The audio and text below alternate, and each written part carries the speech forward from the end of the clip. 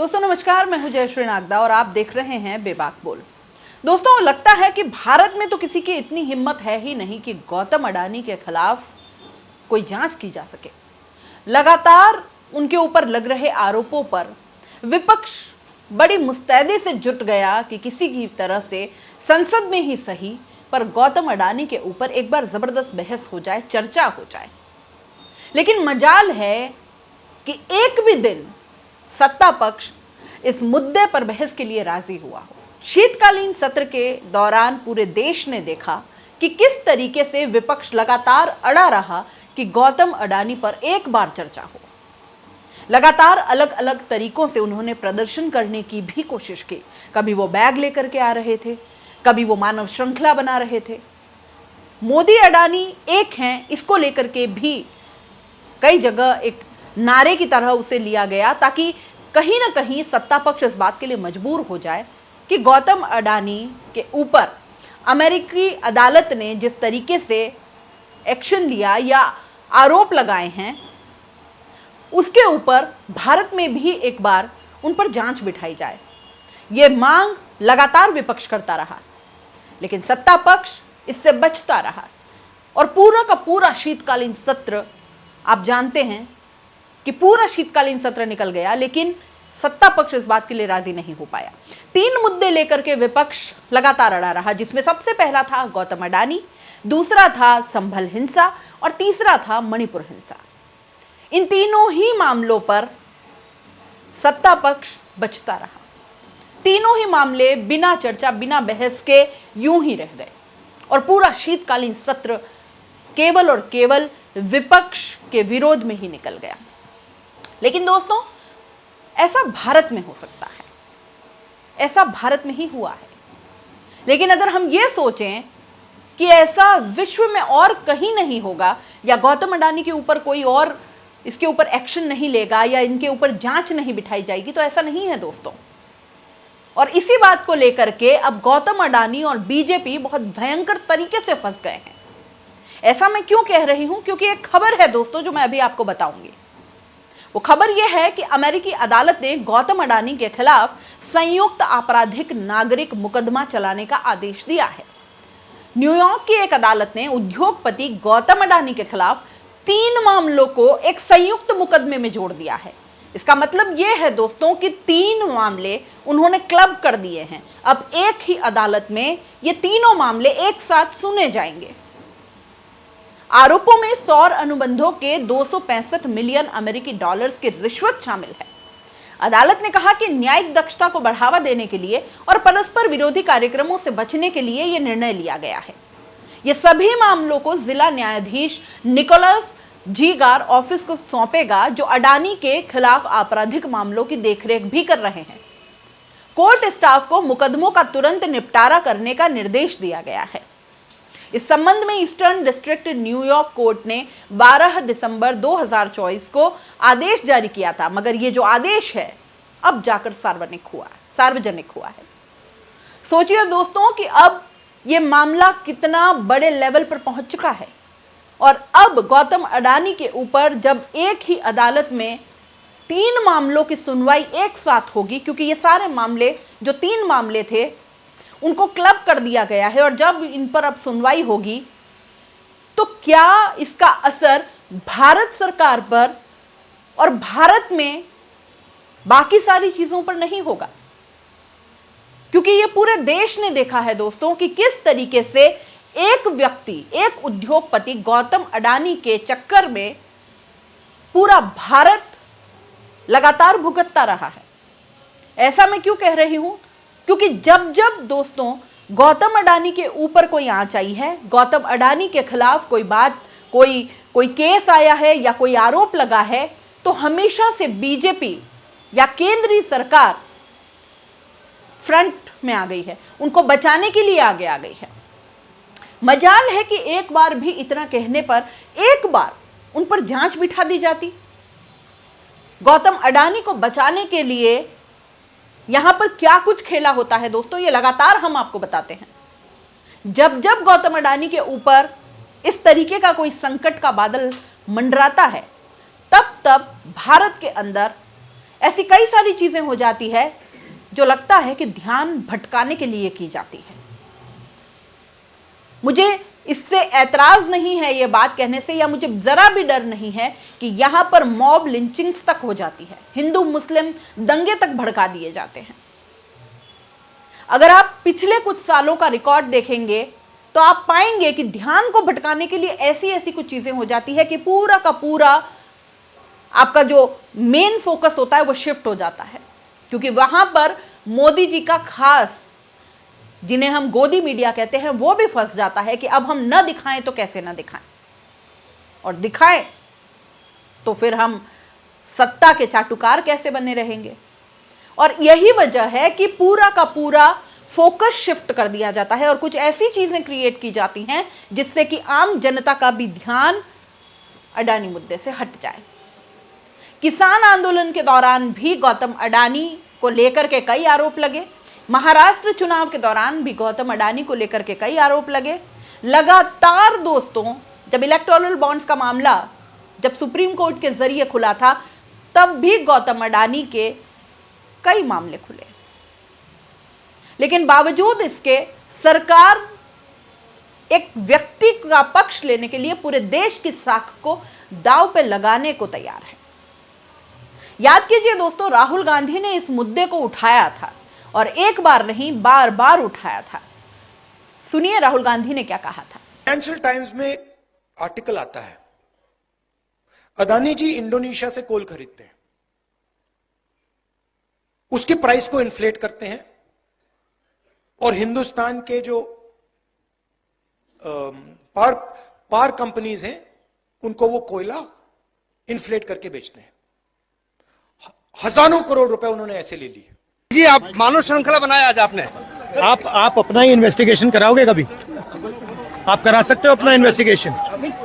इसलिए नहीं होगा। मोदी जी अडानी जी का इन्वेस्टिगेशन नहीं करा सकते क्योंकि अगर वो कराएंगे तो वो अपना ही इन्वेस्टिगेशन कराएंगे।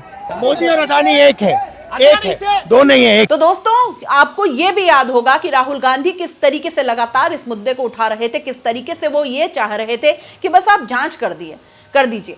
मीडिया वालों ने जब उनसे सवाल किए तब भी राहुल गांधी ने यही कहा था कि आप क्या अपने ही खिलाफ कोई इन्वेस्टिगेशन बिठाएंगे?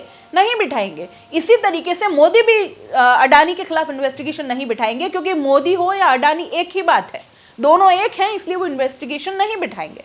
अब इसी को लेकर के संबित पात्रा, आप जानते ही हैं किस तरीके की बातें करते हैं।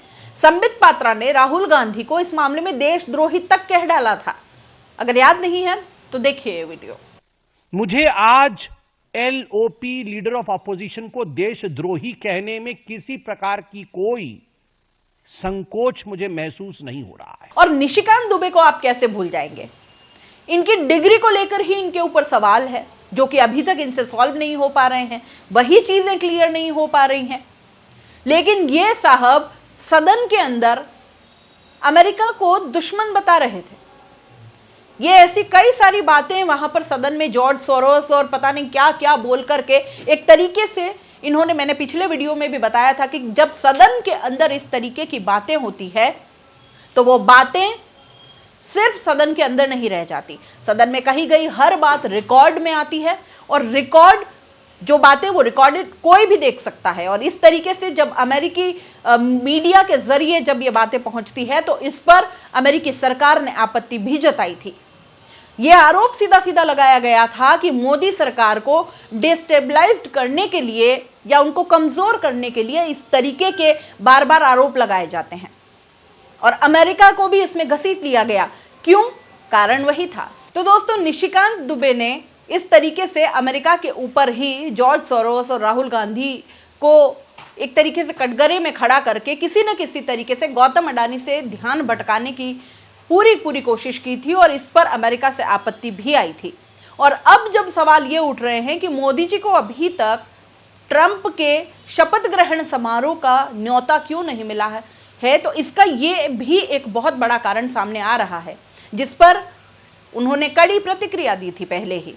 हालांकि ऐसा नहीं है दोस्तों कि उनको न्योता नहीं मिलेगा, हालांकि इसमें प्रधानमंत्री मोदी की बहुत बड़ी फजीहत भी सामने आ रही है। हम सब देख रहे हैं कि सोशल मीडिया पर किस तरीके के मीम्स चल रहे हैं। जब सारे अलग अलग राष्ट्राध्यक्षों को न्योता मिल चुका है, अभी तक भारत को नहीं मिलना अपने आप में एक फजीहत सी ही है। लेकिन ऐसा नहीं है कि न्योता नहीं मिलेगा, न्योता आएगा जरूर, क्योंकि बात प्रधानमंत्री मोदी की नहीं, बात भारत देश की है, जो अमेरिका के लिए अपने आप में बहुत बड़ा बाजार है। भारत की साख का भी सवाल है दोस्तों। साथ ही साथ बात करेंगे सुधांशु त्रिवेदी, जो कि ये कहते हुए संसद में देखे गए थे। उन्होंने ये कह दिया था कि पता नहीं कैसे, लेकिन संसद की कार्यवाही जब भी होने वाली होती है तो अचानक से कोई भी अडानी का एक मामला सामने आ जाता है और फिर ये उसको ले लेकर घूमते हैं। तो क्या सुधांशु त्रिवेदी ये कहना चाहते थे कि राहुल गांधी में इतनी पावर है कि वो अचानक से अडानी का कोई मामला अपने आप से लेकर के आ जाते हैं, या फिर उनका अमेरिकी अदालतों पर भी इतना ज़्यादा उनका प्रभाव है कि वो उन अदालतों को भी या वहाँ के जजेस को भी वो इन्फ्लुएंस कर सकते हैं कि अडानी के ऊपर आप इस तरीके का मामला चलवाइए। ऐसा नहीं होता है दोस्तों। यहाँ भारत में इस तरीके की बातें उठती है। हालांकि न्याय व्यवस्था के ऊपर कोई भी सवाल उठाना बेहद गलत बात है, लेकिन अमेरिका में राहुल गांधी का इतना प्रभाव होना ये अपने आप में उतनी ही वाहियात बात है। सुधांशु त्रिवेदी ने क्या कहा था, सुनिए जरा। Publication has recently published its own report based on its investigation on the Sarajevo-based OCCRP, Organized Crime Corruption Reporting Project. This new report of the media report has claimed. You will lay the report on the table of the House. जी, and इस report के अनुसार ये कहा गया है कि इस प्रोजेक्ट को फॉरेन गवर्नमेंट्स की फंडिंग है और उसका फोकस इंडिया के ऊपर भी है, और इस फॉरेन गवर्नमेंट की फंडिंग के साथ साथ जॉर्ज सोरोस के साथ भी इनका कनेक्शन है। अब ये केवल हम एक रिपोर्ट के आधार पर नहीं कह रहे हैं सभापति महोदय, मैं सदन का ध्यान आकृष्ट करना चाहूंगा कि विगत 3 वर्षों से ये क्या एक संयोग है कि जिस समय भारत की संसद का सत्र चलता है, मैं सिर्फ एक संयोग बता रहा हूं। सुना आपने दोस्तों, एक बार आप जान लीजिए कि आखिर ये पूरा मामला है क्या, क्यों अडानी के खिलाफ अमेरिकी अदालत में जो क्लब कर दिए गए हैं 3 केसेस, आरोप क्या हैं। तो दोस्तों, अडानी पर आरोप है कि रिश्वत के इन पैसों को जुटाने के लिए अमेरिकी विदेशी निवेशकों और बैंकों से झूठ बोला। आरोपियों में अडानी ग्रीन एनर्जी लिमिटेड के अधिकारी और गौतम अडानी के भतीजे सागर और विनीत जैन का नाम भी शामिल है। रॉयटर्स की रिपोर्ट के मुताबिक गौतम अडानी और सागर अडानी के खिलाफ गिरफ्तारी वारंट जारी किया गया है। प्रोसिक्यूटर्स वारंट को फॉरेन लॉ एनफोर्समेंट एजेंसीज को देने की तैयारी में है। नंबर 1 आरोप, 2020 से 2024 के बीच अडानी समेत सभी आरोपी भारत सरकार का सोलर एनर्जी कॉन्ट्रैक्ट हासिल करने के लिए भारतीय अधिकारियों को $250 मिलियन की रिश्वत देने को तैयार हुए। इस प्रोजेक्ट से 20 साल में $2 बिलियन से ज्यादा मुनाफे का अनुमान था। आरोप नंबर 2 आपकी स्क्रीन पर, अडानी ने स्कीम आगे बढ़ाने के लिए एक भारतीय सरकारी अधिकारी से मुलाकात की, जबकि सागर और विनीत ने स्कीम पर काम करने के लिए कई मीटिंग्स रखी। सीरियल कैबिनेट गौरव अग्रवाल, दीपक मल्होत्रा, रुपेश अग्रवाल को भी आरोपी बनाया गया है। सागर अडानी ने ब्राउन यूनिवर्सिटी अमेरिका से, मैं ये इसलिए बता रही हूं क्योंकि गौतम अडानी के भतीजे सागर अडानी के ऊपर भी उसी तरीके के आरोप है और वो इसी तरीके से इतने ही ज्यादा इस पूरे मामले में सम्मिलित हैं। जान लीजिए सागर अडानी के बारे में। सागर अडानी ने ब्राउन यूनिवर्सिटी अमेरिका से अर्थशास्त्र की डिग्री ली है। और दोस्तों, सबसे बड़ी बात, जैसा कि इस दस्तावेज से स्पष्ट हो रहा है कि जितनी रिश्वत दी गई उसे गौतम अडानी के भतीजे सागर अडानी अपने मोबाइल फोन के जरिए ट्रैक कर रहे थे। रिपोर्ट में यह भी लिखा हुआ है कि रिश्वत को लेकर बाकायदा एक्सेल शीट तैयार की गई। रिश्वत का सिलसिलेवार पावर पॉइंट प्रेजेंटेशन यानी पावर पॉइंट प्रस्तुति बनाई गई, जैसा कि इस दस्तावेज से स्पष्ट है। इन चारों ने ब्राइबरी स्कीम में ग्रैंड जूरी, FBI और US securities and exchange commission की जांच रोकने की साजिश रची। इन चारों ने स्कीम से जुड़े ईमेल, मैसेजेस और एनालिसिस भी मिटाए, यानी कि अमेरिकी एजेंसीज को रिश्वत देने का प्रयास, जो तमाम ईमेल्स थे, उसे मिटाया गया। एक और आरोप, अडानी ग्रीन एनर्जी ने कॉन्ट्रैक्ट के तहत फंड देने के लिए अमेरिकी इन्वेस्टर्स और अंतर्राष्ट्रीय ऋणदाताओं से कुल $3 बिलियन रकम इकट्ठा की। और यहां पर इन किसी भी मामले में यहां पर उन पर जांच नहीं बिठाई गई। सेबी प्रमुख माधवी बुच के ताल्लुकात अडानी से सामने आए, इस पर भी कई सारे सवाल उठे, लेकिन मजाल है कि एक बार इस पर जांच बैठ जाती, तब भी निशिकांत दुबे सामने आकर के और साफ साफ मना कर दिया था कि नहीं, ये नहीं हो सकता है, सेबी प्रमुख माधवी बुच के ऊपर कोई जांच नहीं बिठाई जा सकती, कोई बात नहीं होगी। अमेरिकी न्याय विभाग द्वारा अडानी एंड कंपनी के खिलाफ दर्ज मामला बहुत ही गंभीर है।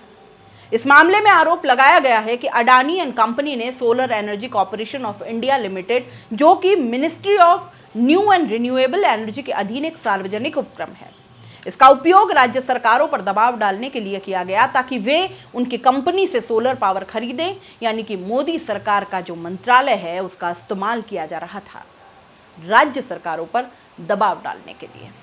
दोस्तों, ये बहुत बड़ा खेल है जो कि भारत के अंदर तो कतई नहीं खुल सकता था और ना ही खुला। अगर यकीन नहीं है तो पिछले कुछ सालों में जितने भी आरोप अडानी के ऊपर लगे, आप एक भी बताइए कि उनके ऊपर केंद्र सरकार की तरफ से उन पर जांच बिठाई गई हो या उन आरोपों पर खंडन ही आ गया हो या जो भी आप कहें उसके ऊपर कोई कार्रवाई की गई हो।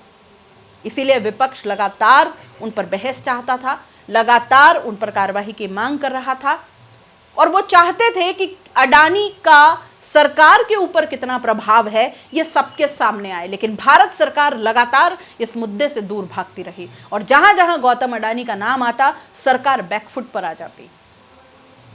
सिर्फ इतना ही नहीं, मेन स्ट्रीम मीडिया तक ने गौतम अडानी पर खबरें चलाने से तौबा कर ली।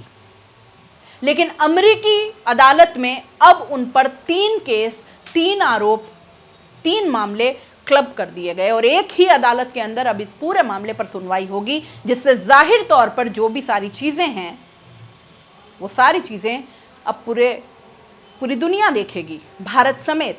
और वहां पर क्योंकि कोई प्रभाव किसी का चलता नहीं है, साथ ही साथ भारत को कहीं ना कहीं ये भी उम्मीद थी कि अगर ट्रंप राष्ट्रपति की शपथ ले लेते हैं और ट्रंप राष्ट्रपति बन जाते हैं तो इस चीज़ को कहीं ना कहीं डिरेल करने की कोशिश करेंगे, थोड़ा ढीला कर देंगे मामले को, इतनी सख्ती से पकड़ नहीं होगी। लेकिन वो ये भूल जाते हैं कि अमेरिका में कोई भी हो, चाहे वो राष्ट्रपति हो, चाहे कोई भी हो, अदालतों पर अपना प्रभाव नहीं दिखाते या उनके काम में कोई दखलंदाजी नहीं करते।